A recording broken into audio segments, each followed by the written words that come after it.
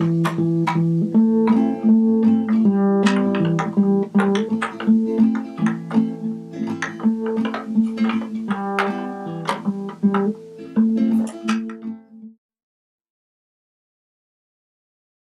in the 1980s, when working people were being treated coldly by our political leaders in Washington, and when New York City in particular was being treated coldly by politicians in power, both in New York and in Washington, and when our great President Reagan was claiming that no AIDS epidemic existed, and that people in New York were not suffering from such a terrible disease. I was living in New York, driving a taxi, and everything was not cold there. There was bad treatment from Washington, for sure, but I had some remarkably warm experiences while I was driving the taxi. I had some unfortunate encounters with downtown money-grubbing types who were going after as much money as fast as they could. Reagan types. They were unfortunate. They were an epidemic in themselves and were bad for New York City. But there were plenty of people who were unlike that, who were very warm. I remember in particular one evening on the Lower East Side of Manhattan, I picked up a young Frenchman and his parents who were visiting him. I listened to them for a while as they spoke, and they didn't know I spoke French, so I was listening in. And then eventually I said something to the parents in French. Bienvenue à New York, or just something very simple to let them know I spoke some French. And they blossomed. They opened up, these elderly French people, to be in a situation in America where they could actually speak freely with an American and be understood in a small, enclosed, rather intimate environment. And we drove to their destination in the best of spirits. On the way, the father of the young man inquired, as many French people will if you speak any amount of French whatsoever, "Oh, where did you learn such good French, monsieur? This is really wonderful that you speak with such a marvelous accent. Where did you learn to speak this well?" And I said, I was in a small town. Most people wouldn't even know. Très peu connu. Un tout petit village au Massif Central. Où dans le Massif Central? Where in the Massif Central was this? He said. I'm familiar with the Massif Central myself. And I said, c'était dans un tout petit village qui s'appelait le Chambon-sur-Lignon. Was in a tiny village called le Chambon. Le Chambon, monsieur, le Chambon. J'ai vécu au Chambon, moi-même. I lived in le Chambon myself, he said. I was a child there. There was an orphanage in le Chambon, and I did my growing up in this place. As a very young child, I can't remember when I went there. I was so young. I was there until I was 14. All this time in the orphanage, I asked. In the orphanage, but it was not so bad a place as an orphanage might be. It wasn't like these characters in Charles Dickens, where they're so badly treated. We were well treated in the village of Le Chambon. It was not so bad a life, and they taught me well, the people at the orphanage. I said, well, I wasn't even aware there was an orphanage there when I was there. I was there in the 60s. The man said, the 60s. I would not have been there anymore in the 60s. I was gone by then. I'm older than you. Too bad. If I'd been there in the 60s, we might have passed on the street in front of the patisserie. We might have spoken to each other. I said, yes, that would have been lovely. Were you there during the war?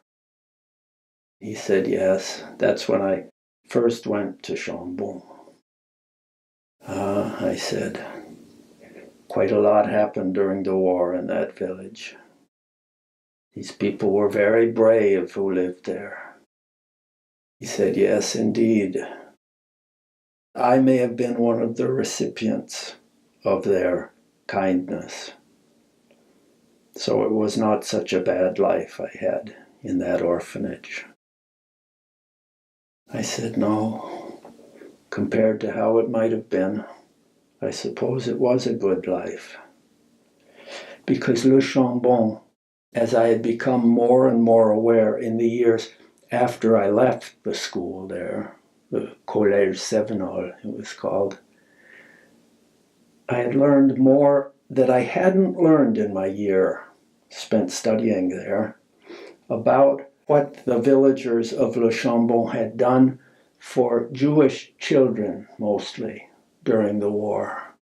They were Huguenots, these people in this village, a Protestant group, Protestant sect of very hardline conservative Protestants who believed quite literally in what the Bible said. There were not many Protestants in France, even when I was a student there. France in those days, still in the 60s, was something like 95 or 98% Catholic. It was really dominated by the Catholic Church. That's changed since, but it was quite unusual to be in a Protestant group. The school I went to was nominally a Protestant-backed school, but it was more closely aligned with pacifist organizations, really. Christian in a broad sense, but welcoming to all denominations and groups. And it was founded there for a reason. It was because the villagers of Le Chambon had been so welcoming themselves during the war to refugees who had turned up during the night to knock on their door, farmhouses isolated from the village or houses right in the village itself. They had read in the Old Testament that if someone knocks on your door and needs refuge, you must welcome them as if they were children of your own and take them in. And that's what these people did. These were not rich people in Le Chambon. They were, by most standards in those days, poor people. The farmers especially. It was a very hard scrabble life to be a farmer in the Massif Central, this rocky plateau area of south-central France. It was not a forgiving life. They were living very close to the edge already, and then to take in a child or two children in addition to their own children often meant, for these farm families, they had to eat less, each person. But they were willing to do that because the Bible told them they must, and they must do it cheerfully. And they did. Quite different from the attitudes of many people today. I said that to that man back in the 1980s, and he agreed with me. Of course, it's more true than ever now. I got them to their destination, and he wanted to pay this time because he and I had had such a meaningful interchange. So he paid me. I gave him change, and he took it. He didn't tip me, I noticed, but I didn't care. And I understood that the habit in France was not to tip taxi drivers. Clearly, he hadn't learned this in his few days in New York. And his son had probably been paying for everything, so I didn't mind at all. They went away, and I was in a meditative, pleased mood as I drove after that. I thought about him quite a bit, and about how lucky I had been to be there as a rather pampered youth of American parents in a wealthy nation, not a Jewish refugee whose family likely had been killed in camps during the war.